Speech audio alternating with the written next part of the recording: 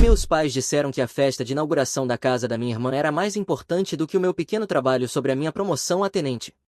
Foi o vovô quem me condecorou em vez deles e lançou uma bomba que deixou minha família implorando e se afogando em dívidas. Oi Reddit, sou leitor de longa data, é a primeira vez que posto algo tão pessoal.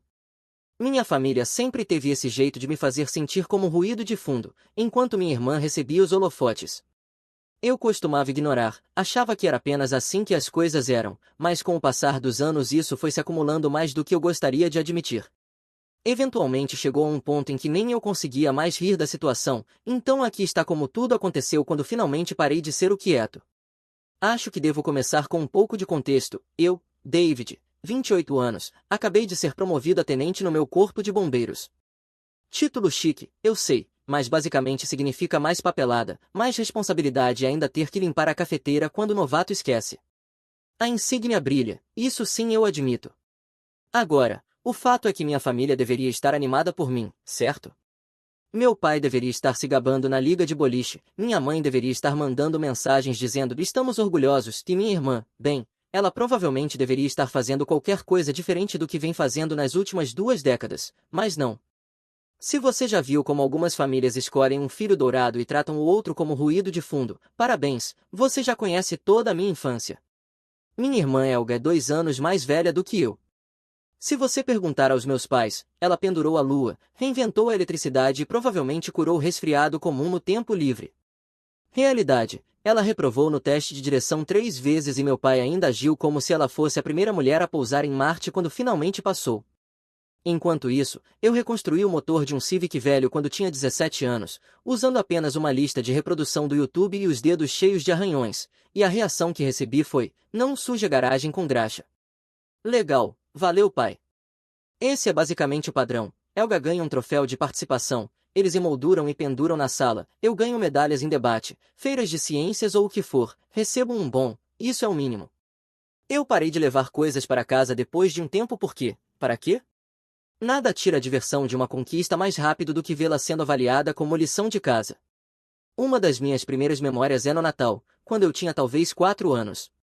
Elga desembrulhou uma bicicleta novinha em folha cor-de-rosa, fitas brilhantes no guidão, tudo perfeito, todo mundo tirando fotos, aplaudindo como se ela tivesse vencido o Tour de France. Chegou a minha vez, desembrulhei um livro usado, o nome Jessica Love ainda rabiscado na capa por dentro com uma nota da tia Mai.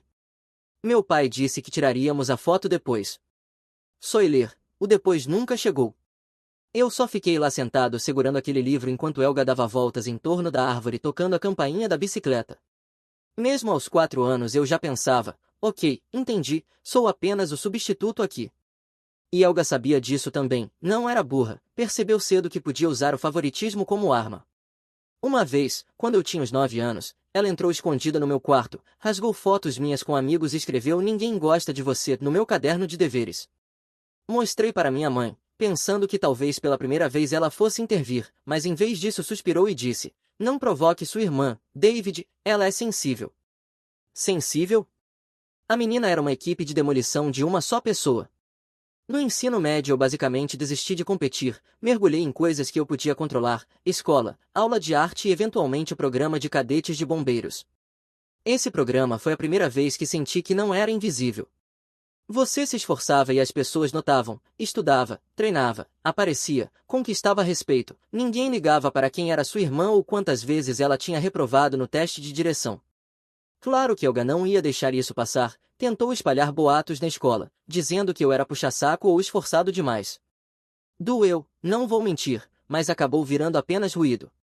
Quanto mais ela tentava me derrubar, mais óbvio ficava para todo mundo que ela se sentia ameaçada por eu estar realmente fazendo algo da minha vida. O ponto de ruptura com meus pais veio quando Elga me empurrou durante uma discussão no meu último ano, bati a cabeça numa prateleira, sangue por toda parte, precisei levar pontos. Mesmo assim a resposta do meu pai foi, não pode ter sido de propósito, não arruine o futuro da sua irmã por um erro. Minha mãe implorou para eu não registrar a ocorrência, disse que isso destruiria a família. Imagine estar sangrando numa toalha no banco de trás do carro do seu pai enquanto seus pais te dão sermão sobre proteger a reputação da sua irmã.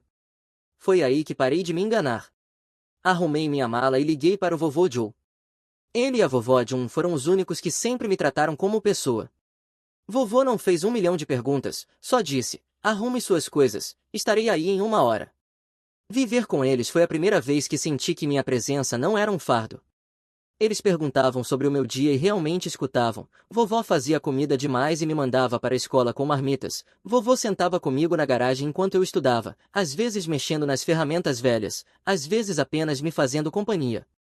Quando me formei já tinha um plano: entrar na academia de bombeiros, subir na carreira e construir uma vida em que ninguém pudesse levar crédito além de mim. E aqui estamos agora, 10 anos depois, à beira de uma cerimônia de promoção em que minha família deveria estar na primeira fila, mas todos nós sabemos como isso vai acabar. Então sim, esse é o começo dessa saga e, honestamente, olhando para trás, chega a ser engraçado que meus pais tenham passado anos me dizendo que eu não era nada comparado a Elga. E agora sou eu quem está recebendo a insígnia de tenente, enquanto a grande conquista da Elga é o quê? Finalmente sair de casa depois de morar no porão deles até quase os 30 anos. Sim, eu já podia sentir a tempestade se formando e, claro, não demorou muito. Por um breve segundo, no entanto, eu realmente pensei que talvez desta vez fosse diferente, que eu finalmente tivesse alcançado um marco que eles não poderiam ignorar. Tenente não é pouca coisa, não é uma fita de participação, então sim, admito, eu estava orgulhoso. Orgulhoso o suficiente para até mesmo ter enviado a eles o convite oficial, pensando que talvez esta fosse a única coisa para a qual eles realmente apareceriam, talvez, pela primeira vez, me vissem e ficassem satisfeitos. Uma semana antes da cerimônia, meu telefone acendeu com o nome do meu pai. Eu não via isso havia meses, normalmente era silêncio, talvez um seco feliz aniversário, se ele lembrasse. Por um segundo pensei que era isso, que ele finalmente ligaria para dizer que estava orgulhoso. Atendi, alô, mas não houve cumprimento, ele foi direto ao ponto. Não iremos à sua cerimônia, a festa de inauguração da casa da Elga é no mesmo dia. E foi só isso, nenhum parabéns, nada, como se estivesse cancelando uma consulta no dentista. Eu disse calmo, mas firme, você está faltando na minha promoção porque ela vai dar uma festa? Está realmente me dizendo que ela distribuir pratos de queijo significa mais do que eu me tornar tenente? Meu pai nem se abalou. Ela trabalhou duro pela casa dela, isso é importante para ela. Eu soltei uma risada curta, sim, porque ninguém nunca se mudou para uma casa antes. Enquanto isso, eu estou entrando em um cargo de liderança que levou anos para conquistar e você age como se fosse uma tarefa de terça-feira. Foi quando minha mãe entrou rindo. David, você acha mesmo que é tão importante? Você acha mesmo que o mundo para por causa da sua coisinha de trabalho? Eu rebati imediatamente. Coisinha de trabalho? Eu tenho puxado mangueiras às 3 da manhã, socorrido pessoas que vocês nunca olhariam 2 vezes e treinado até não sentir mais as mãos. Isso não é pequeno, a festa da Elga é que é pequena. Meu pai voltou arrogante, sua irmã trabalhou duro pela casa dela, isso importa mais. Sua cerimônia é só enfeite da cidade, as pessoas esquecem disso em uma semana, uma casa é para sempre. Eu encarei, para sempre, até que ela perca um pagamento e vocês tenham que salvá-la de novo. Não vamos fingir que uma festa de inauguração supera uma insígnia que conquistei sozinho. Você pode continuar girando a história, mas uma coisa é carreira, a outra é batatinha e salgadinhos. Silêncio por um momento e então minha mãe disparou. Você sempre faz tudo girar em torno de você, por que não pode simplesmente ficar feliz pela sua irmã? Eu balancei a cabeça, mesmo eles não podendo ver, por que vocês estão agindo como se o ser promovido não existisse? Eu não estou competindo com ela, só estou pedindo que vocês apareçam uma vez na minha vida e nem isso conseguem. Meu pai tentou me cortar, não seja dramático, é só uma cerimônia. Eu retruquei, se a minha é só uma cerimônia, então a dela é só uma festa. Vocês não podem rebaixar uma e glorificar a outra, não é assim que a lógica funciona. A voz dele ficou dura, você precisa aprender respeito, eu sou seu pai. Eu devolvi na hora, respeito não é automático, se conquista. E vocês não conquistam isso faltando em cada marco que eu já tive. Vocês perderam esse lugar anos atrás.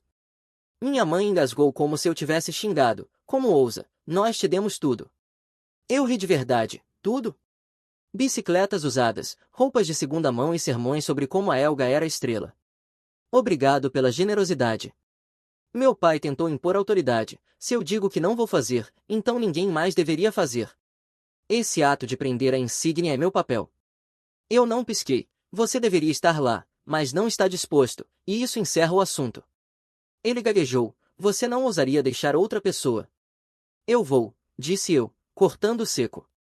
Você está fora do programa, o vovô vai me condecorar, ele realmente aparece, isso torna mais qualificado do que você jamais será. Isso escalou finalmente. Minha mãe sibilou, você vai envergonhar toda a família deixando aquele velho fingir. Todo mundo vai ver isso. Ótimo, eu disse, que vejam quem esteve presente e quem fugiu para uma festinha. Ninguém mais está confuso. E eles não tinham mais nada a dizer. O silêncio se arrastou, então eu encerrei, aproveitem a inauguração da casa, eu aproveitarei a minha promoção, e desliguei. Não perdi mais um segundo, liguei para o capitão administrativo, pedi que tirasse meu pai do programa. Entendido, ele disse, feito. Em seguida mandei mensagem para o vovô Joe, você pode me condecorar em vez do papai? Ele desistiu. Ele respondeu na hora, já estava na hora, traga a insígnia, eu mesmo vou polir. E pela primeira vez naquela semana eu sorri. A semana que levou até a cerimônia parecia duas vidas separadas. De um lado eu estava preparado na estação, papelada em ordem, uniforme pronto, programa finalizado. Do outro, meu telefone não parava de acender com provas de que minha família não tinha nenhuma intenção de simplesmente se ausentar em silêncio. Eles não podiam ir à cerimônia, mas com certeza encontraram tempo para torná-la miserável. Começou com a Helga. Um amigo da estação me mandou uma captura de tela do Facebook dela. Ela tinha postado: algumas pessoas acham que usar uma fantasia e uma insígnia falsa faz delas heróis kkk bombeiro cosplay. Não acredito que a cidade realmente faz festas para esse tipo de coisa. Sim, essa foi a opinião dela. Minha promoção era cosplay.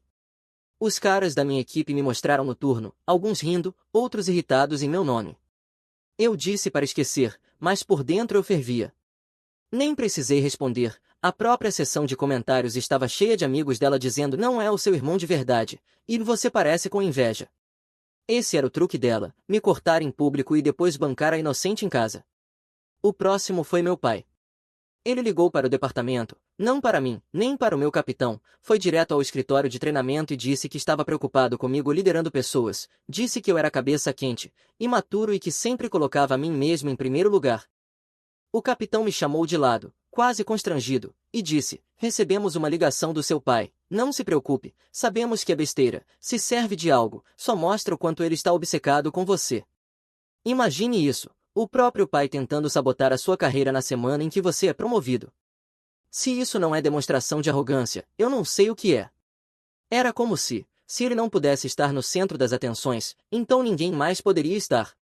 O vovô passou lá em casa numa noite, sentou-se na minha cozinha enquanto eu revisava tudo, pegou a insígnia, virou na mão como se pesasse mais do que realmente pesava e disse: eles podem rir online o quanto quiserem, isso aqui é real, não deixe que desvalorizem. A diferença entre ele e meu pai era da noite para o dia. O vovô não precisava de holofotes, ele apenas respeitava o trabalho. Mesmo assim a família não tinha terminado. Helga mandou mensagem para uma amiga minha do colégio, Brooke, e disse a ela que deveria considerar aparecer no eventozinho do David. Afirmou que seria constrangedor sem a família presente e que eu estava obrigando o vovô a fazer coisas para as quais ele já estava velho demais. Brooke me mandou as mensagens junto com o que há de errado com ela. Eu nem respondi, só fiz captura de tela, salvei e arquivei. Claro que meu pai tentou mais uma manobra. Deixou uma mensagem de voz dizendo: se você deixar seu avô te condecorar, vai se arrepender, esse é o meu papel, ninguém mais tem esse direito, se eu digo não, é não. Eu salvei e nem respondi, porque a verdade é que eu não precisava da aprovação dele. Quanto mais ele falava, mais óbvio ficava para todos que não se tratava de mim, mas sim dele estar perdendo o controle. O vovô, por outro lado, levava a sério. Ele voltou no dia anterior à cerimônia com a insígnia polida como vidro. Seu pai me ligou, ele disse, tentou me dizer para desistir, falou que eu estava passando dos limites. Eu perguntei, e o que você respondeu? O vovô sorriu de canto, disse a ele que eu tenho substituído ele a sua vida inteira, não faria sentido parar agora. Aquilo me atingiu mais forte do que qualquer outra coisa naquela semana, porque ele tinha razão. Ele vinha preenchendo esse papel desde sempre, cada jogo, cada formatura, cada vez que meu pai estava ocupado demais exaltando Helga, era ele quem estava batendo palmas na arquibancada. Então sim, enquanto meus pais e minha irmã estavam ocupados fazendo posts, ligações e tramas de bastidores, eu estava passando ferro na camisa, colocando as botas ao lado da porta e entregando minha insígnia ao homem que realmente merecia prendê-la em mim. Eles achavam que estavam me humilhando, mas o que realmente fizeram foi provar por que não eram bem-vindos ali desde o início. O programa estava fechado, lista de convidados finalizada, sem mudanças de última hora, segurança apertada. O nome do meu pai estava fora, o nome do vovô estava dentro, e nenhum post no Facebook ou ligação mudaria isso. O dia da cerimônia chegou como um trem de carga. Acordei cedo, uniforme já passado e separado desde a noite anterior, botas tão polidas que refletiam como um espelho, insígnia brilhando como se nunca tivesse sido tocada. Dirigi até o auditório da cidade com o coração firme, não acelerado. Aquilo não era nervosismo, era clareza. O lugar estava lotado, fileiras de cadeiras, bandeiras alinhadas, púlpito no centro, insígnias e certificados arrumados sobre a mesa. Minha equipe já estava lá, fazendo piadas, batendo nas minhas costas. Já estava na hora, tenente, disse um deles. Aquilo bateu mais forte do que qualquer aprovação da família já teria batido. A chamada começou, cada nome anunciado, cada promoção recebida com aplausos, cumprimentos, fotos. Então chegou a minha vez. Bombeiro David, a voz do chefe ecoou pela sala, promovido a tenente. Eu me levantei, fui até a frente, apertei mãos, repeti o juramento com voz firme, sem tropeços, sem hesitação. Então o mestre de cerimônias anunciou, a condecoração será realizada por seu avô Joe. A sala toda se mexeu um pouco, como se notassem a ausência dos meus pais, mas então o vovô entrou. Terno cinza claro, camisa engomada, flor na lapela. Ele não estava nervoso, não estava envergonhado, caminhou como se fosse dono do lugar. Prendeu a insígnia no meu peito devagar e firme, mãos seguras, depois inclinou-se para o microfone e disse, ele conquistou isso do jeito difícil, ninguém deu nada para ele. A sala ficou em silêncio por um segundo e então os aplausos vieram fortes, altos, reais. Não eram palmas educadas, era respeito. Pessoas acenaram com a cabeça, algumas até assobiaram, meu capitão me lançou um sorriso. O vovô só deu um tapinha no meu ombro como se fosse outro dia qualquer. Vieram as fotos, equipe de comando, meus colegas, eu em pé, orgulhoso, com o vovô e a vovó ao meu lado. O único espaço vazio era onde meus pais deveriam estar, e sabe de uma coisa? Não parecia vazio, parecia mais limpo.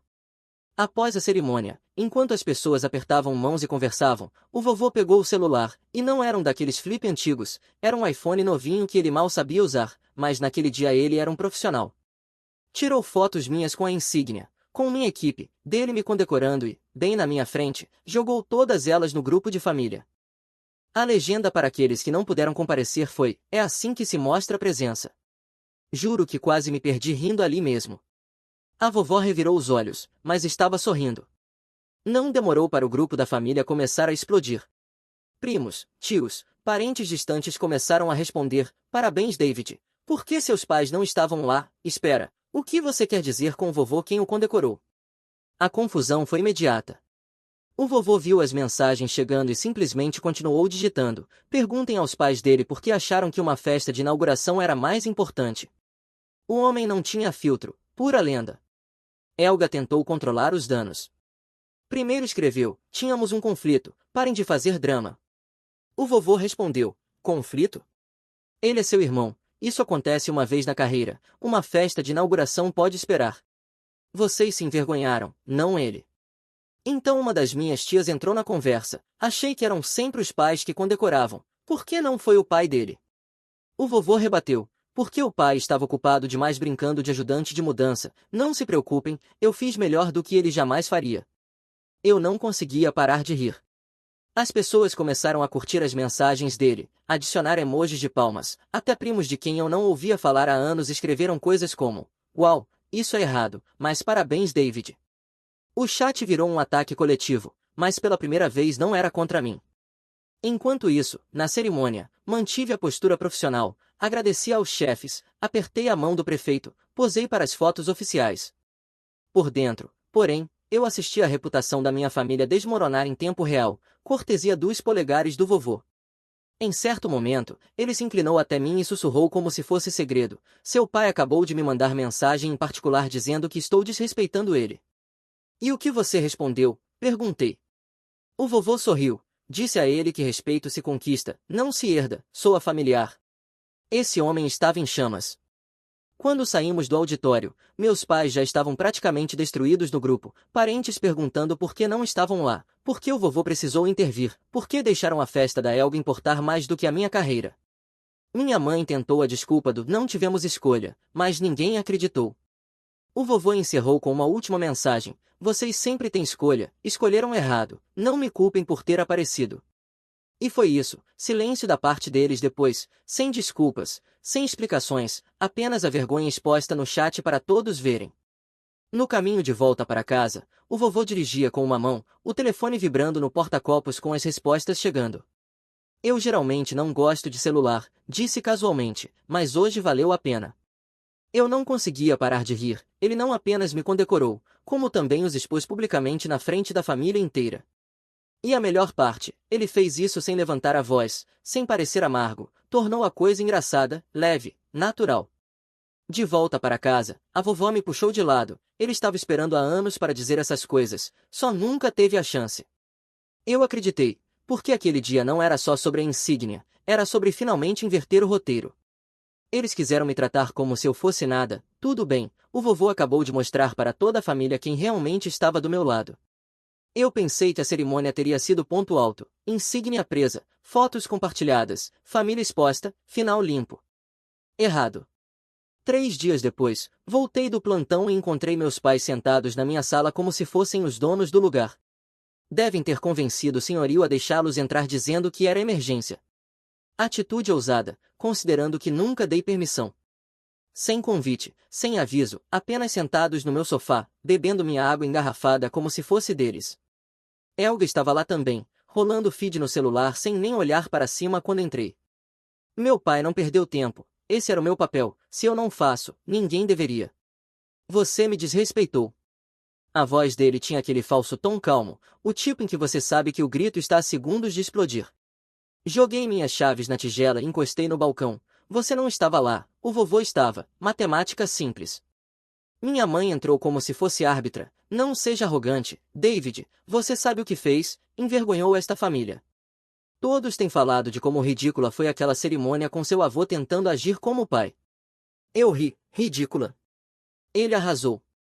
As pessoas aplaudiram ainda mais quando ele disse aquelas palavras: "Vocês deviam ter ouvido." Elga finalmente levantou os olhos. "O vovô parecia idiota. Você nos envergonhou. As pessoas estão rindo de você." "Engraçado", respondi, "porque as únicas pessoas rindo parecem ser as que estão sentadas no meu sofá sem convite." Foi quando meu pai se levantou e viu a foto emoldurada da insígnia na prateleira. Ele pegou, levantou e disse: "Isso, foi por isso que você nos envergonhou." Antes que eu pudesse reagir, ele deixou cair no chão e pisou em cima. O vidro rachou, a moldura quebrou. E não parou. Marchou pelo corredor, viu a insígnia verdadeira sobre a cômoda do quarto, pegou e jogou no chão, depois esmagou o calcanhar sobre ela como se apagasse um cigarro. Senti o calor subir no peito, mas não me movi, apenas caminhei até ele e o empurrei de volta, forte o suficiente para que batesse contra a parede. "Tira o pé, pai, isso não é seu para tocar." O rosto dele ficou vermelho. "Você não ousaria encostar em mim." Eu o encarei nos olhos. "Já fiz, e se não sair daqui vou chamar a polícia e denunciar por invasão." Ele riu como se eu estivesse blefando. "Você não ousaria, nunca colocaria seu próprio pai em algemas." "Tente", respondi, puxando o celular do bolso. Eu já estava com o 91 na tela, dedo pairando sobre o botão de chamada. Silêncio, pela primeira vez, silêncio de verdade. A boca da Elga estava aberta, os olhos da minha mãe arregalados, meu pai parecia querer dizer algo, mas não conseguia encontrar as palavras. Abaixei-me, peguei a moldura rachada, coloquei de lado, depois peguei minha insígnia e limpei.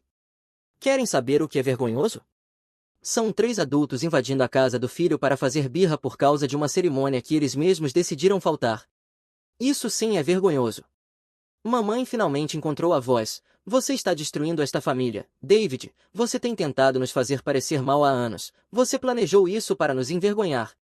Eu soltei uma risada seca. "Planejei? Vocês é que planejaram faltar, eu só não deixei que arruinassem quando fizeram isso." Elga tentou de novo. "Tínhamos coisas mais importantes para fazer. Uma inauguração é sobre o futuro. Sua insígnia não importa a longo prazo."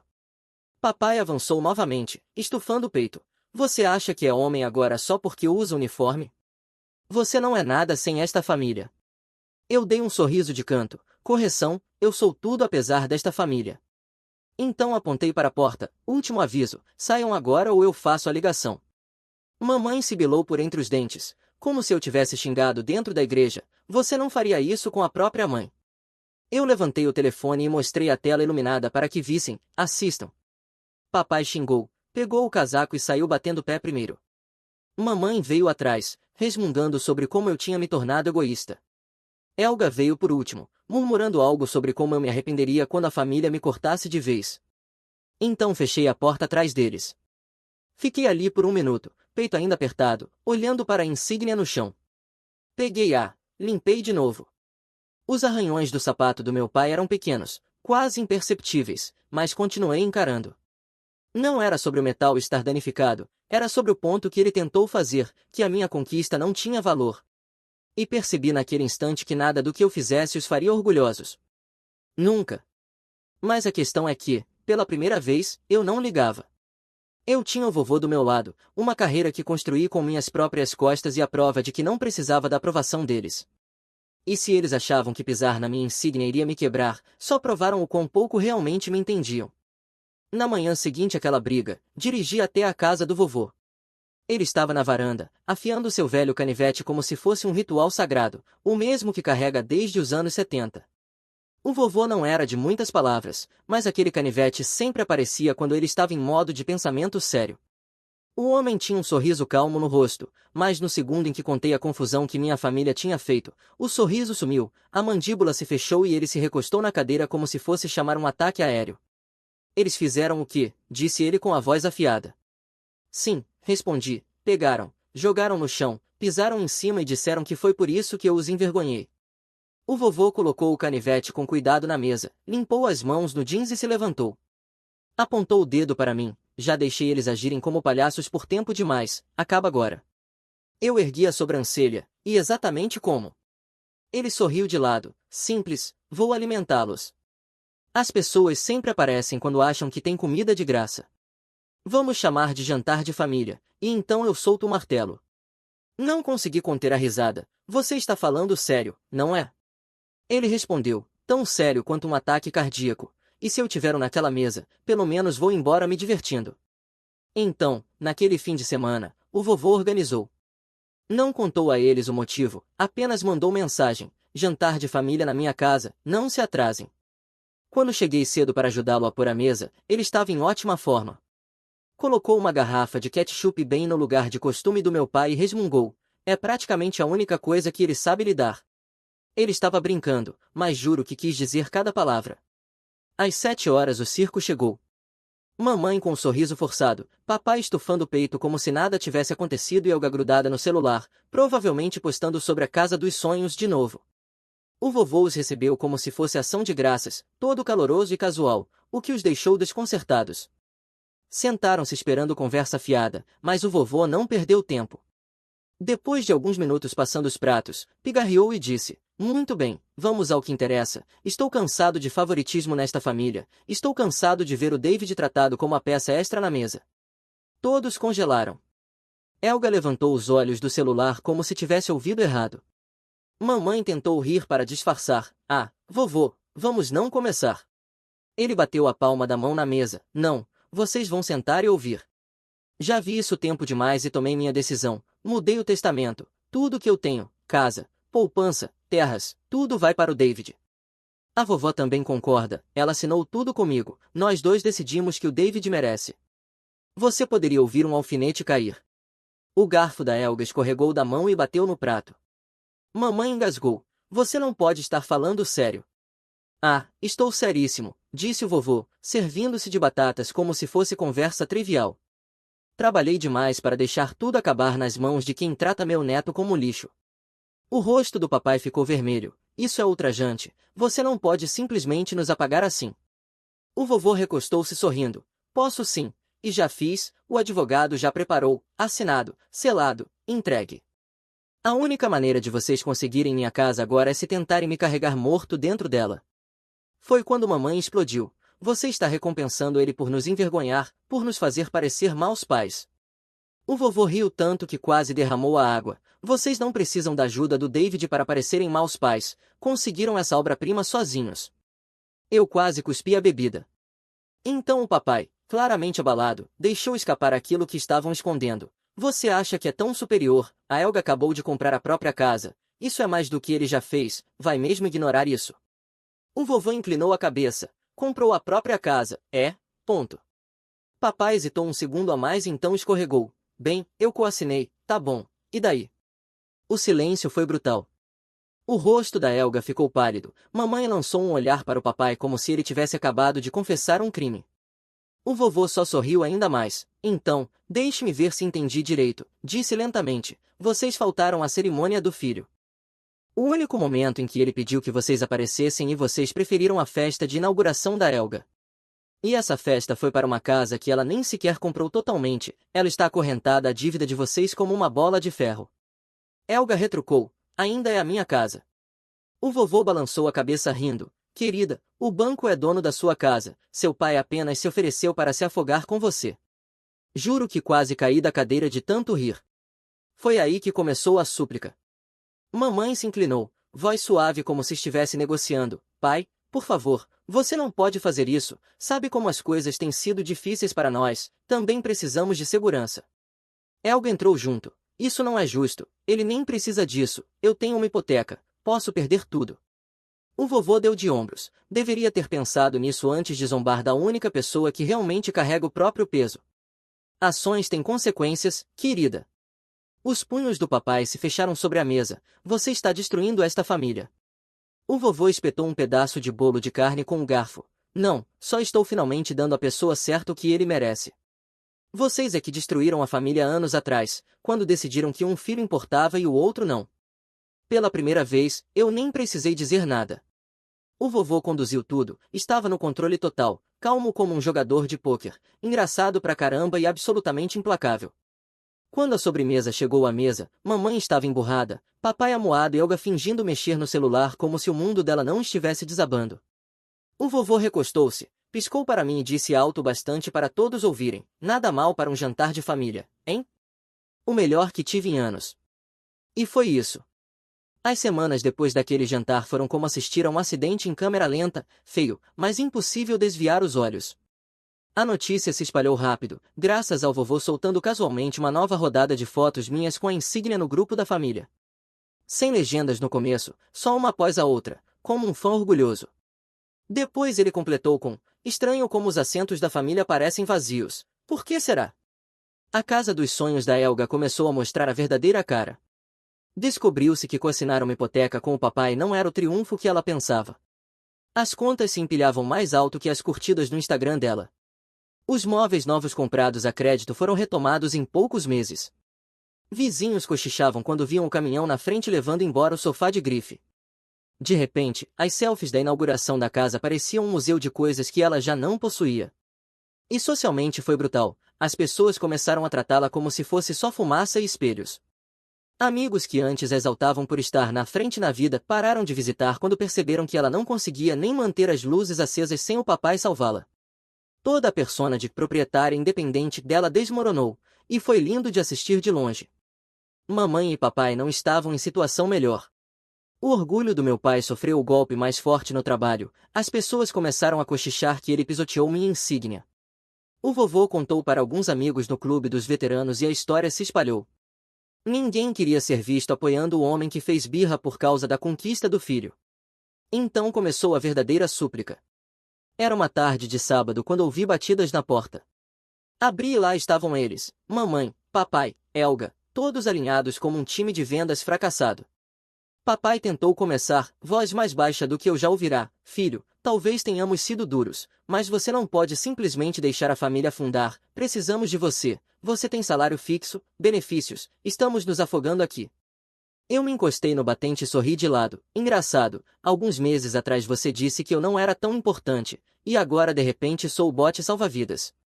Mamãe interrompeu com um tom suave e cheio de culpa. David, por favor, você não entende a pressão que estamos sofrendo. Sua irmã pode perder a casa, nós podemos perder tudo. Você não gostaria de ter isso na consciência?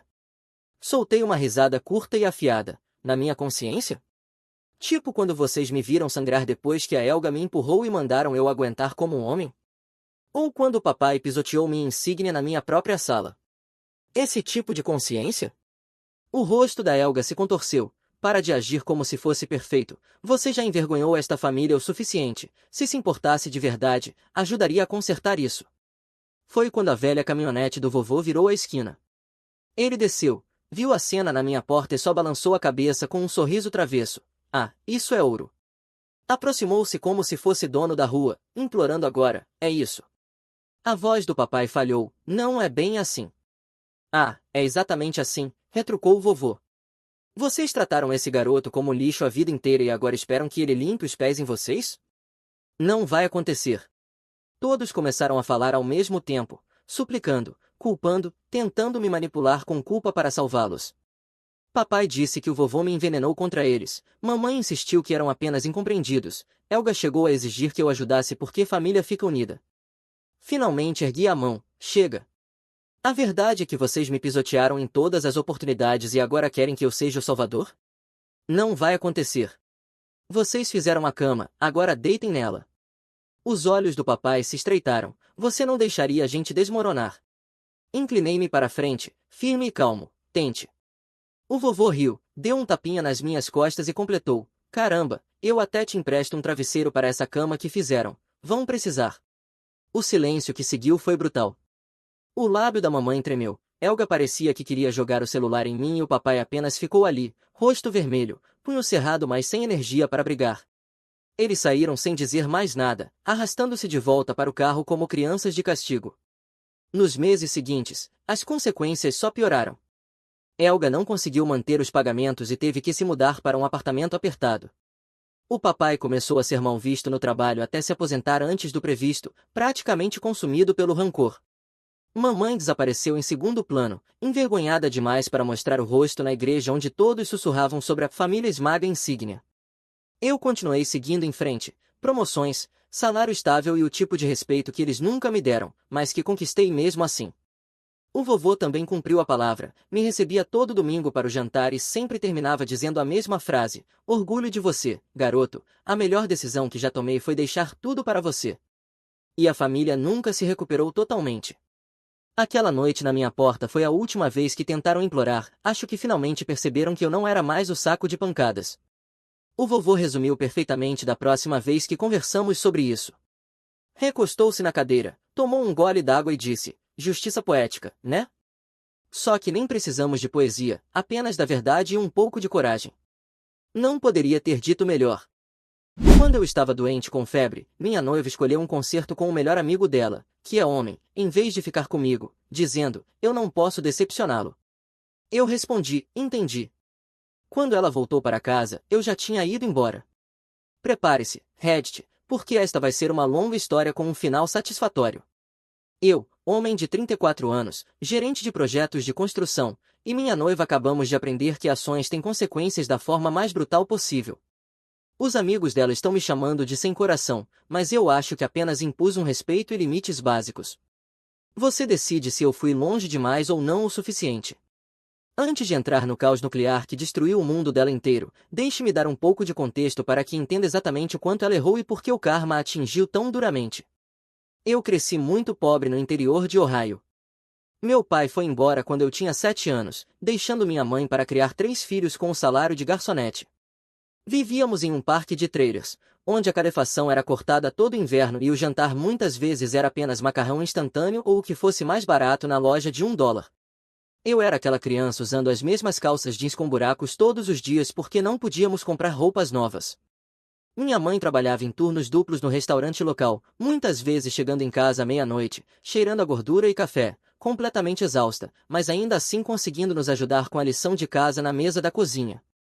O parque de trailers não era exatamente um bairro seguro, havia vidro quebrado no parquinho, sirenes da polícia pelo menos 2 vezes por semana e vizinhos que gritavam uns com os outros até 3 da manhã. Eu me lembro de ficar acordado ouvindo discussões domésticas através das paredes finas como papel, prometendo a mim mesmo que nunca viveria assim novamente. O cheiro daquele lugar ainda me assombra, uma mistura de mofo, desespero e sonhos que morreram cedo demais. Mas aqui está a coisa sobre crescer pobre, ou isso te quebra ou te deixa com fome.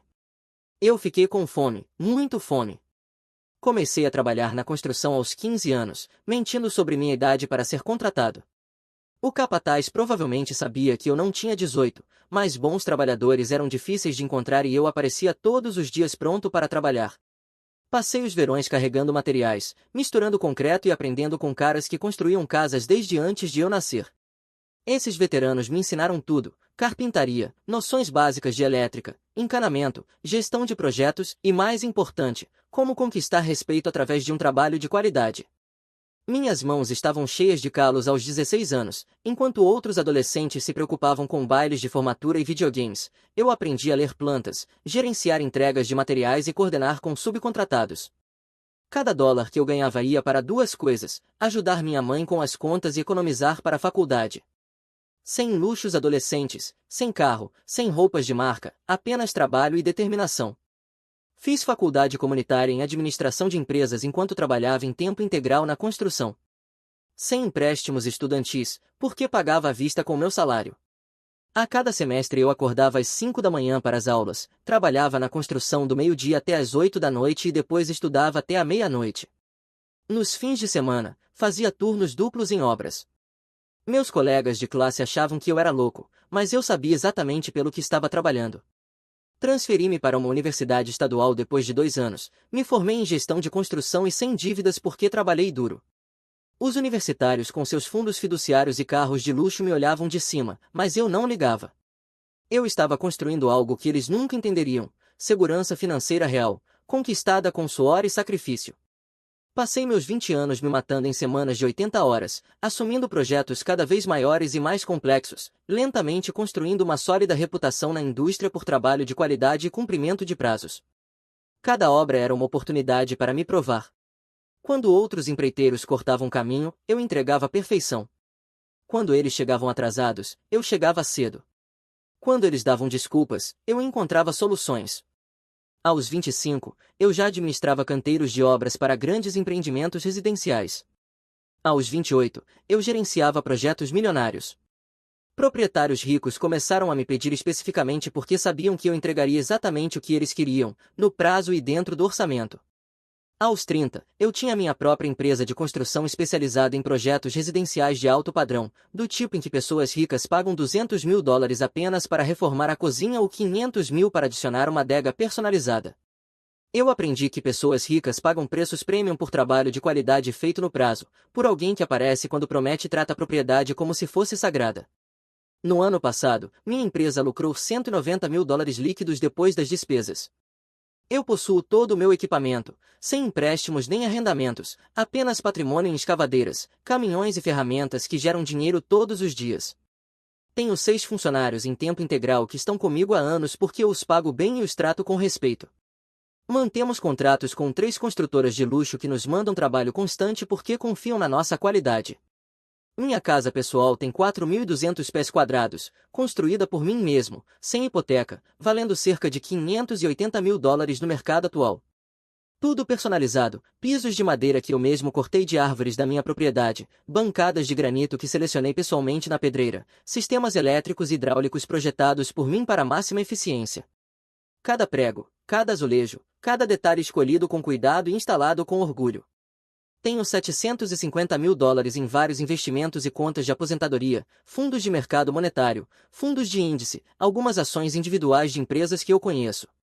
Nada sofisticado ou arriscado, apenas crescimento constante que me permitirá me aposentar confortavelmente quando eu quiser. A questão é: eu ganhei cada centavo com suor e decisões inteligentes. E me recusar a desistir quando as coisas ficavam difíceis. Sem fundo fiduciário, sem bilhete de loteria, sem herança de parentes ricos, apenas trabalho árduo e senso de negócios, construído sobre a base de nunca mais querer ser pobre. Esse é um contexto importante para o que aconteceu com Riley, porque ela nunca entendeu a diferença entre ganhar dinheiro e esperá-lo cair do céu. Conheci Riley há 2 anos e meio em uma feira de agricultores no centro de Cleveland. Ela estava em uma barraca vendendo sabonetes orgânicos superfaturados que provavelmente custavam $3 para produzir, mas eram vendidos por 30, parecendo ter saído de uma revista, cabelo loiro perfeitamente arrumado apesar da umidade, maquiagem que provavelmente levou 1 hora para aplicar, usando um vestido de verão de grife que custava mais do que a maioria das pessoas gasta em compras de mercado em um mês. Eu estava lá comprando comida de verdade, legumes frescos, carne local, mel de um apicultor que trabalhava no mesmo lugar havia 20 anos. Ainda vestindo roupas de trabalho porque tinha vindo direto de uma obra onde instalávamos armários sob medida em uma reforma de cozinha de US$ 1 milhão. Definitivamente não era o tipo de cara que geralmente chamava a atenção dela, mas algo na minha confiança parecia intrigá-la. Começamos a conversar sobre o negócio de sabonetes dela e percebi que ela estava inflando os números, alegando ter contas de atacado que provavelmente não existiam e falando sobre planos de expansão que pareciam mais fantasias do que estratégia real de negócios. Mas ela era linda e eu estava solitário, depois de trabalhar 14 horas por dia durante meses seguidos. De alguma forma consegui o número dela, embora eu tenha quase certeza de que ela só me deu depois que mencionei que tinha minha própria empresa de construção. O jeito que os olhos dela brilharam quando ouviu isso deveria ter sido um sinal de alerta, mas eu estava pensando com a parte errada da minha anatomia. Nos primeiros meses foi incrível, ela parecia genuinamente impressionada por eu ter construído meu negócio do nada, fazia perguntas detalhadas sobre meus projetos, parecia interessada em ouvir sobre as casas que eu estava construindo. Eu pensei que tinha encontrado alguém que valorizava trabalho duro e ambição, alguém que entendia que sucesso vem de dedicação e sacrifício. Olhando para trás, ela provavelmente só estava calculando meu patrimônio líquido e descobrindo como ter acesso a ele.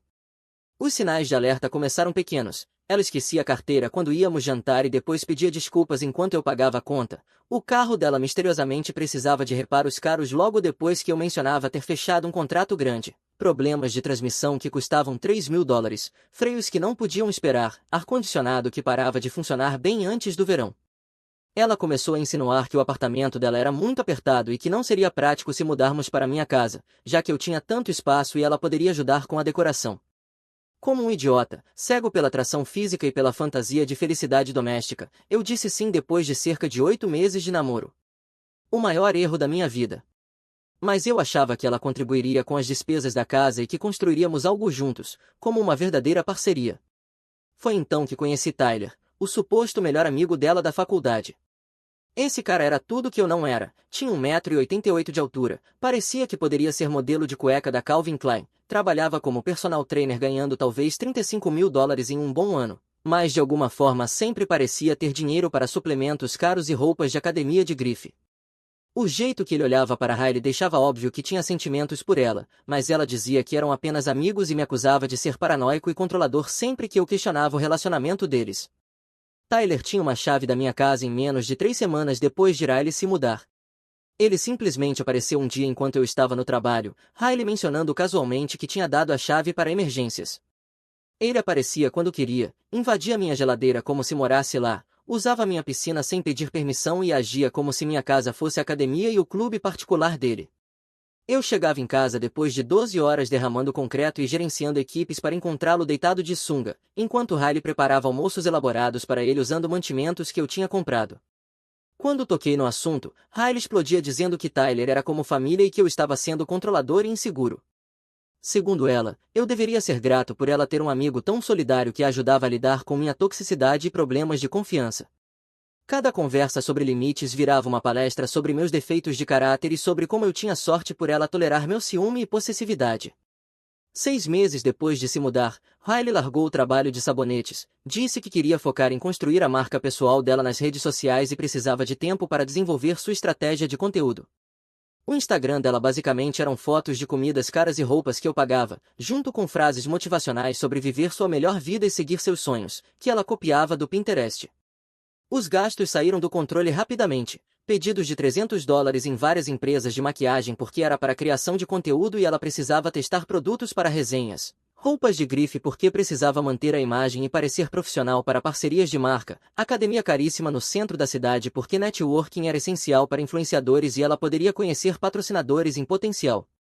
Eu estava cobrindo tudo. Hipoteca, utilidades, mantimentos, pagamento do carro dela, seguro, conta de telefone, academia e uma lista crescente de serviços de assinatura que ela alegava serem despesas de negócios, Netflix, Hulu, Spotify Premium, Adobe Creative Suite, 3 aplicativos diferentes de meditação e algum tipo de programa de coaching empresarial que custava US$ 200 por mês. Ela não tinha contribuído com um único dólar para as despesas da casa em mais de um ano. Quando tentei conversar sobre isso, ela começava a chorar dizendo quanto estava estressada construindo a carreira e como eu estava colocando pressão financeira em um momento vulnerável. Segundo ela, eu não entendia a economia moderna nem quanto trabalho a criação de conteúdo exigia. Ela passava horas tirando fotos de si mesma em diferentes roupas, depois editando com softwares caros e postando no Instagram, onde recebia talvez 50 curtidas de contas que provavelmente eram bots. Tyler estava sempre presente nessas conversas, apoiando-a e comentando sobre como alguns caras não entendem empreendedorismo. E criação de conteúdo é trabalho de verdade que merece apoio financeiro. Esse cara estava literalmente orientando minha namorada sobre como me manipular dentro da minha própria casa, que eu construí com minhas próprias mãos, enquanto comia a comida que eu pagava. O noivado foi sinceramente o meu maior erro. Olhando para trás, eu gastei $11.000 em um anel, mais dinheiro do que algumas pessoas ganham em meses, e planejei esse pedido elaborado em um restaurante chique no centro da cidade. Trouxe os pais dela de Michigan, contratei um fotógrafo para registrar tudo e até um violinista para tocar a música favorita dela. Ela disse sim imediatamente, mas logo começou a planejar um casamento que custaria mais do que minha caminhonete, vestido de grife, local caríssimo, festas de despedida de solteiro e solteira em destino turístico, filmagem profissional, flores trazidas do Equador. Quando sugeri talvez manter algo razoável e focar no nosso relacionamento real em vez apenas da festa, ela me acusou de não valorizar nosso relacionamento e disse que Tyler concordava totalmente que nosso casamento deveria refletir meu sucesso e status na comunidade. Eu deveria ter percebido naquela hora, ela não estava se casando comigo, mas sim com a minha conta bancária e o estilo de vida que eu poderia oferecer. Enquanto isso, a carreira dela no Instagram não ia a lugar nenhum. Depois de 2 anos construindo a marca, tinha talvez 2.800 pessoas seguindo, a maioria provavelmente contas falsas ou gente que a seguia por educação, sem contratos de patrocínio, sem renda, sem parcerias de marca, apesar das constantes alegações de que empresas estavam interessadas e negócios estavam em andamento. Mas ela continuava insistindo que estava construindo algo grande e só precisava de mais tempo e apoio financeiro para alcançar o próximo nível. No mês passado, eu tive a pior intoxicação alimentar da minha vida. Começou na noite de quinta-feira depois de comer em um novo restaurante de fusão que Riley queria experimentar porque tinha visto em uma história no Instagram de alguma influenciadora. Na manhã de sexta-feira eu já estava com febre de 102 graus, não conseguia segurar nem água, completamente destruído e sentindo como se alguém estivesse usando meus intestinos como saco de pancada. Isso coincidiu justamente com o fim de semana de um festival de música que Riley e Tyler estavam planejando há meses, ingressos para 3 dias, reservas de hotel, equipamentos de camping, roupas novas de festival para Riley, tudo financiado por mim, naturalmente. Custo total em torno de $750 sem contar o dinheiro que ela já tinha gasto em roupas e acessórios específicos para a viagem. Na manhã de sexta eu estava piorando em vez de melhorar, mal conseguia sair da cama sem sentir que ia desmaiar, minha cabeça latejava como se alguém estivesse batendo com um martelo. Eu tremia de calafrios apesar da febre e não conseguia segurar comida alguma por mais de 12 horas, até a água voltava em poucos minutos.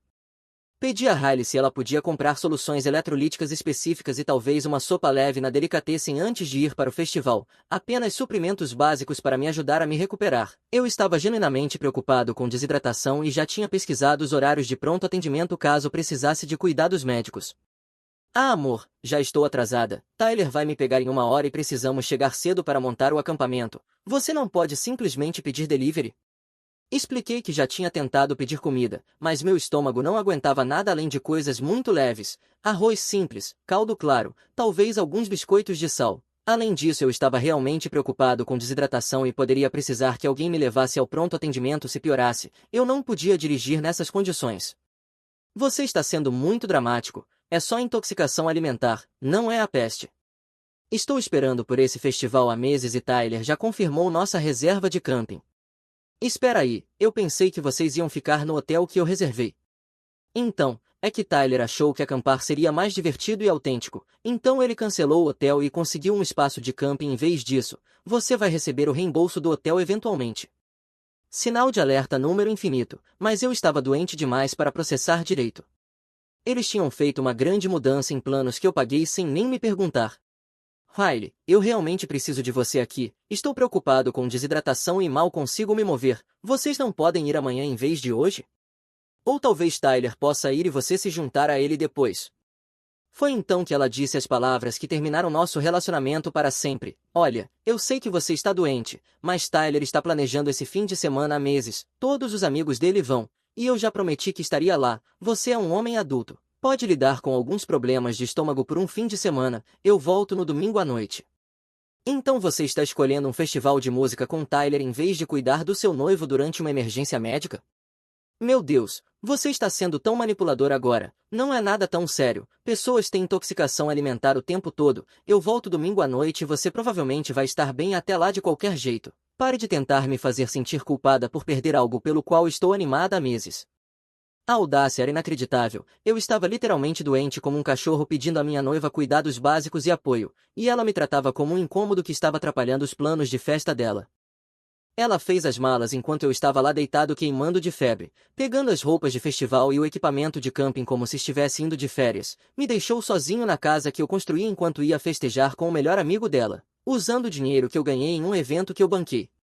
Foi nesse momento que tudo ficou claro com uma dor perfeita. Isso não era um relacionamento, era um acordo comercial onde eu fornecia dinheiro e moradia em troca do privilégio de namorar alguém fora da minha liga, e Tyler não era apenas amigo dela. Ele era o plano reserva para quando ela se cansasse de mim, provavelmente a verdadeira razão pela qual ela queria mantê-lo tão próximo.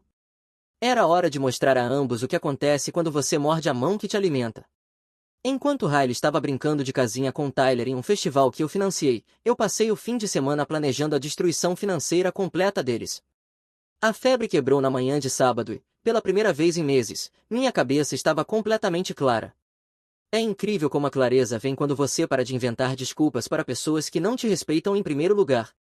Fiz um trabalho de detetive, puxei todos os extratos dos nossos cartões de crédito conjuntos e encontrei alguns padrões muito interessantes. Riley e Tyler tinham ido a tratamentos de spa para casais, jantares caros em restaurantes românticos e até um fim de semana em Nashville que ela tinha me dito que era uma viagem de meninas com amigas da faculdade, tudo cobrado nos meus cartões sem meu conhecimento ou permissão. Estamos falando de $13.000 em cobranças fraudulentas no último ano. As provas eram arrasadoras: massagens para casais em spas de luxo, jantares em restaurantes íntimos onde os pratos custavam $60, quartos de hotel com camas king size, até compras de lingerie na Victoria's Secret no mesmo dia de reservas para jantares românticos. Isso não era amizade, era um caso completo financiado com o meu dinheiro. Na tarde de sábado comecei a fazer movimentos estratégicos. Liguei para o banco e relatei todos os meus cartões como roubados, cada um deles, os que estavam na minha carteira, os que Riley carregava para emergências, os cartões da empresa, todos. Disse que havia descoberto uso não autorizado e precisava congelar todas as contas imediatamente. Recebi novos cartões enviados para o endereço do meu escritório, não da minha casa, com números completamente diferentes. O próximo passo foi proteger minha propriedade. Chamei um chaveiro e mandei trocar todas as fechaduras: porta da frente, porta dos fundos, garagem, oficina, casa da piscina, tudo. Custou $380, mas valeu cada centavo para saber que Tyler não poderia mais simplesmente entrar na minha casa como se fosse dele. Mandei instalar trancas de segurança que não poderiam ser facilmente arrombadas ou forçadas. Em seguida removi Riley sistematicamente de tudo, liguei para as empresas de serviços e tirei o nome dela de todas as contas: luz, gás, água, internet, coleta de lixo, jardinagem. Coisas que ela de alguma forma tinha me convencido a adicionar em nome de emergências e caso algo acontecesse comigo, mas como ela nunca tinha pago nenhuma conta, removê-la foi simples.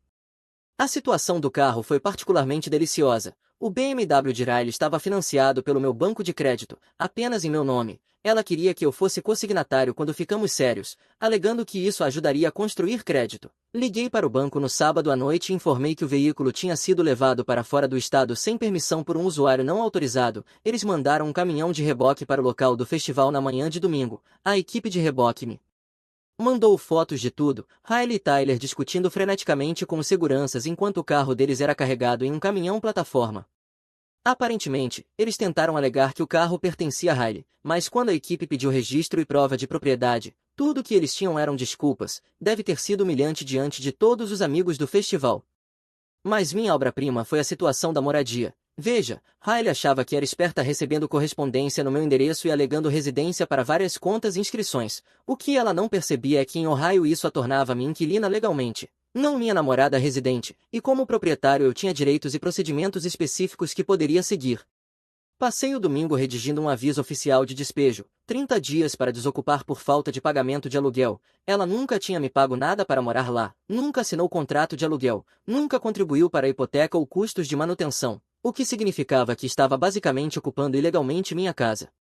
Fiz o aviso ser entregue formalmente por um oficial no domingo à tarde enquanto ela ainda estava no festival, se perguntando como iria voltar para casa. O toque final foi pedir ao meu advogado para elaborar um acordo financeiro abrangente declarando que todos os bens adquiridos durante nosso relacionamento permaneciam com seu proprietário original e que ela não tinha nenhuma reivindicação sobre minha casa, empresa, veículos ou futuros ganhos. Também incluía a documentação das cobranças fraudulentas do cartão de crédito e roubo de propriedade pessoal, caso ela quisesse complicar as coisas. Riley voltou para casa no domingo à noite por volta das 9h30, provavelmente esperando deslizar de volta para o estilo de vida confortável como se nada tivesse acontecido. Eu estava sentado na minha sala lendo uma revista de construção quando ouvi a chave dela não funcionar na fechadura. As batidas começaram imediatamente. Derek, que diabos, minha chave não está funcionando. Eu a deixei bater na porta por uns 10 minutos enquanto terminava meu artigo sobre novas regulamentações de segurança em construções comerciais. Ela estava ficando cada vez mais desesperada, provavelmente percebendo que o carro sendo retomado não era apenas algum erro aleatório. Finalmente abri a porta, ela estava ali com Tyler, os dois parecendo que tinham passado o fim de semana inteiro festejando. A roupa de festival dela estava suja e amarrotada, a maquiagem borrada e aquela expressão de arrogância que eu já tinha aprendido a desprezar. Tyler parecia desconfortável, provavelmente sentindo que algo tinha mudado de forma dramática. Por que você trocou as fechaduras e por que meu carro foi retomado? Você tem ideia de quão embaraçoso isso foi na frente de todos os nossos amigos? Seu carro? Você quer dizer o carro que está financiado em meu nome, com seguro que eu pago usando o dinheiro da minha conta bancária? Entre, Riley, precisamos conversar. Tyler tentou entrar junto, mas bloqueei a entrada com meu corpo. Na verdade, Tyler, isso é entre mim e Riley, você pode esperar lá fora. Derek, não seja rude com o Tyler, ele tem me ajudado a lidar com o seu comportamento controlador o fim de semana inteiro. Foi então que entreguei a ela o aviso de despejo e o acordo financeiro. Riley, você tem 30 dias para encontrar outro lugar para morar. Também vai precisar assinar este documento reconhecendo que não tem nenhuma reivindicação legal sobre qualquer um dos meus bens ou ativos. Ela passou os olhos na primeira página e perdeu completamente o controle. Você está brincando comigo? Você não pode me despejar, eu moro aqui, essa também é a minha casa, nós estamos noivos. Na verdade, não é sua casa, seu nome não está na escritura, nem na hipoteca, nem em nenhuma conta de utilidade, você nunca pagou aluguel nem contribuiu para as despesas da casa. Legalmente, você é uma inquilina que morou aqui sem pagar nada e agora está sendo despejada por inadimplência. Tyler deu um passo à frente tentando parecer intimidador, o que foi quase engraçado considerando que eu trabalho fisicamente desde os 15 anos e ele passa os dias ajudando donas de casa com rosca bíceps. Cara, você não pode simplesmente expulsá-la assim, ela tem direitos. Na verdade, Tyler, ela não tem, e já que você não é residente aqui, está atualmente invadindo a minha propriedade, sugiro que vá embora antes que eu chame a polícia e mande prendê-lo. Riley estava chorando agora, mas não eram as lágrimas manipuladoras de sempre, eram lágrimas genuínas de pânico de alguém que finalmente percebeu que a festa tinha acabado de vez. Derek, amor, nós podemos resolver isso, eu sei que cometi um erro indo ao festival, mas isso é loucura, você não pode simplesmente me expulsar por causa de uma discussão. Eu não estou te expulsando, você tem 30 dias para resolver sua situação de moradia, isso é mais generoso do que a maioria dos proprietários faria com inquilinos que não pagam aluguel. Para onde eu deveria ir? Eu não tenho dinheiro guardado. Talvez você devesse ter pensado nisso antes de gastar $13.000 do meu dinheiro em encontros secretos com seu namorado aqui. Tyler ficou imediatamente na defensiva. Riley e eu somos apenas amigos. Cara, você está sendo paranoico e controlador. Eu tirei cópias impressas dos extratos de cartão de crédito que havia organizado, com as cobranças destacadas por datas e locais, massagens para casais, jantares românticos, quartos de hotel com camas de casal, compras de lingerie. Isso realmente parece amizade para você, Tyler? Quer explicar essas cobranças? A expressão no rosto dos dois foi impagável, puro pânico misturado com a realização de que tinham sido pegos em flagrante. O mês seguinte foi absolutamente satisfatório de acompanhar da primeira fila.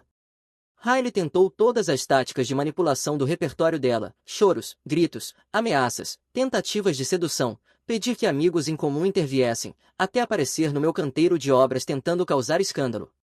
Nada funcionou, porque eu finalmente tinha parado de me importar com os sentimentos dela e comecei a priorizar meu próprio bem-estar. Ela contratou um advogado com dinheiro emprestado dos pais, achando que poderia lutar contra o despejo legalmente e talvez reivindicar união estável ou pensão. O advogado dela deu uma olhada na minha documentação e disse que ela não tinha caso algum, nunca tinha pago aluguel, nunca assinou contrato de locação, não tinha nenhuma reivindicação legal sobre a propriedade e nenhuma prova de parceria financeira. Os 13 mil dólares em cobranças não autorizadas do cartão de crédito na verdade me davam base para abrir processo criminal por fraude, se eu quisesse. A busca por emprego foi absolutamente hilária de assistir. Acontece que ser influenciadora no Instagram com 2.800 pessoas seguindo não é credencial legítima quando você está se candidatando a empregos de verdade. Ela se candidatou em todos os lugares, restaurantes, lojas, agências temporárias, até cargos de escritório de nível inicial. Mas ninguém queria contratar alguém com 2 anos de lacuna no histórico de trabalho e nenhuma habilidade real além de tirar selfies e gastar o dinheiro dos outros. O currículo dela era basicamente uma piada, gerente de redes sociais da própria conta do Instagram, empreendedora do negócio de sabonetes que nunca deu lucro, criadora de conteúdo sem resultados ou renda mensuráveis. Quando potenciais empregadores perguntavam sobre a experiência dela, não tinha nada concreto para oferecer, sem números de vendas, sem campanhas de sucesso, sem referências profissionais que pudessem atestar ética de trabalho. Tyler desapareceu mais rápido do que a névoa da manhã assim que o dinheiro parou de fluir. Acontece que o senhor melhor amigo só estava interessado em Riley quando ela vinha com refeições grátis, presentes caros e acesso à minha casa e piscina. No segundo em que ela não podia mais sustentar o estilo de vida dele, ele sumiu completamente, bloqueou-a nas redes sociais, parou de atender as ligações e até mudou de academia para evitar vê-la. Os pais de Riley também não foram particularmente prestativos, eles sempre suspeitaram que ela estava se aproveitando de mim e não estavam interessados em continuar a encobrir o comportamento dela, deixaram que voltasse a morar no quarto de infância, mas deixaram claro que isso era temporário e que ela precisava resolver a própria vida de forma independente, sem mais apoio financeiro, sem mais desculpas para os fracassos dela. O colapso nas redes sociais foi genuinamente divertido. Riley começou a postar histórias dramáticas no Instagram sobre ser traída por alguém em quem confiava e como algumas pessoas mostram suas verdadeiras cores quando você mais precisa delas, seus seguidores. Todos os 2.800 responderam em sua maioria com emojis de riso e comentários dizendo que já viam isso vindo de longe. Aparentemente, sua situação não era tão secreta quanto ela pensava. Mas a verdadeira satisfação veio quando ela finalmente entendeu o quão completamente ferrada estava.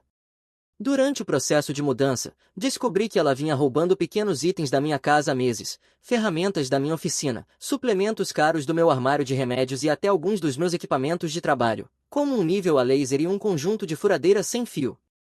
Documentei tudo com fotos e incluí na minha contabilidade final que meu advogado enviou aos pais dela, só para que entendessem o escopo completo do caráter da filha. 4 meses depois eu estava vivendo a melhor fase da minha vida, fui promovido a gerente sênior de projetos da maior construtora da região com um salário de 210 mil dólares mais participação nos lucros. Comecei a namorar uma mulher incrível chamada Sarah que é enfermeira especializada, realmente paga pelas próprias refeições, tem seu próprio carro, seu próprio apartamento e metas de carreira que não envolvem virar influenciadora do Instagram dependente dos outros. Finalmente minha casa voltou a ser meu santuário em vez de um alojamento para parasitas ingratos. Eu podia chegar do trabalho e realmente relaxar em vez de me perguntar qual drama caro estaria me esperando. Meus níveis de estresse caíram. Meu sono melhorou e eu me lembrei da sensação de estar no controle da minha própria vida. Foi então que Riley apareceu no meu escritório. Eu estava indo para minha caminhonete depois do trabalho quando a vi sentada em um banco do lado de fora do prédio. Ela estava acabada, roupas baratas de lojas de desconto, sem maquiagem, cabelo preso em um rabo de cavalo bagunçado que provavelmente não era lavado há dias, definitivamente não era a princesa do Instagram com quem eu estive noivo, as roupas de grife tinham sumido, substituídas por peças de liquidação que não serviam direito. Derek, por favor, eu realmente preciso falar com você. Eu parei de andar mas não me sentei, não havia razão para me acomodar para o drama que ela estava prestes a apresentar. O que está acontecendo, Riley?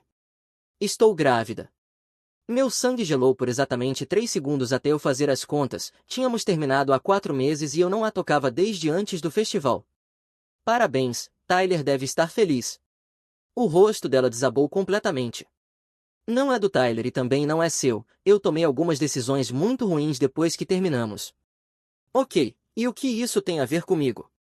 Eu preciso de ajuda, não posso me dar ao luxo de ter um bebê, estou trabalhando em uma loja de desconto por 11 dólares a hora e morando no porão dos meus pais, mal consigo pagar a conta do celular, o pai não quer absolutamente nada com isso.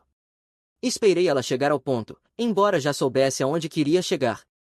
Eu sei que estraguei tudo entre nós, sei que me aproveitei de você e te tratei terrivelmente, mas estou desesperada. Pode por favor me ajudar? Eu te pago de volta de alguma forma, eu prometo. Ajudar você? Como exatamente? Dinheiro para consultas médicas, talvez ajudar com o depósito de um apartamento? Eu não posso criar um bebê no porão dos meus pais. Por favor, Derek, você é a única pessoa que eu conheço que tem condições financeiras para ajudar.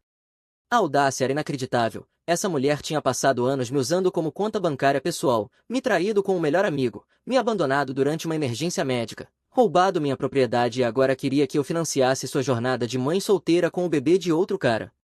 Riley, você se lembra do que me disse quando eu estava com intoxicação alimentar e pedi que cuidasse de mim? Derek, isso foi completamente diferente. Você disse que eu estava sendo dramático e que precisava lidar sozinho porque você não podia decepcionar o Tyler, então vou te dar exatamente o mesmo conselho que você me deu. Você é uma mulher adulta, resolva sozinha. Comecei a andar em direção à minha caminhonete.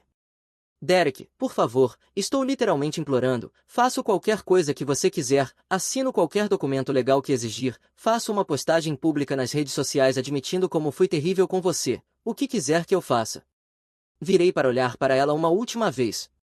Riley, você teve a oportunidade de fazer parte de algo real com alguém que cuidaria de você por toda a vida, mas escolheu ser um parasita que achava que o dinheiro sempre fluiria independentemente de como tratasse a pessoa que o fornecia. Agora você vai aprender como é um mundo real para pessoas que não têm ninguém pagando todas as suas contas. Mas e o bebê? Estou com medo e não sei o que fazer. E daí? Você fez sua escolha quando decidiu se deitar com outros depois do fim do nosso relacionamento. Esse bebê não é minha responsabilidade mais do que você é. Você está por conta própria. Enquanto eu dirigia, podia vê-la pelo retrovisor ainda sentada naquele banco chorando. Eu me senti culpado? Talvez por uns 2 segundos, mas então me lembrei de como ela riu dizendo que eu estava sendo dramático quando eu estava literalmente desidratado com uma febre perigosa, e qualquer traço de simpatia evaporou completamente. Tyler na verdade tinha me procurado por meio de um amigo em comum algumas semanas antes, aparentemente perguntando se eu consideraria contratá-lo para algum trabalho de construção. O amigo disse que Tyler estava com dificuldades para pagar o aluguel e achava que eu poderia estar disposto a ajudá-lo por consideração. O cara que tinha ajudado minha noiva a roubar $13.000 de mim queria que eu lhe desse um emprego. Eu disse ao nosso amigo em comum para avisar Tyler que ele deveria tentar pedir ajuda a Riley, já que foi ela quem o escolheu em vez de mim. Ah, espera, ela também está completamente quebrada e trabalhando no varejo por $11 a hora. Então, Reddit, eu sou o babaca por recusar ajudar minha ex-noiva depois que ela literalmente implorou para eu financiar sua maternidade solo, quando ela anteriormente tinha me abandonado durante uma emergência médica.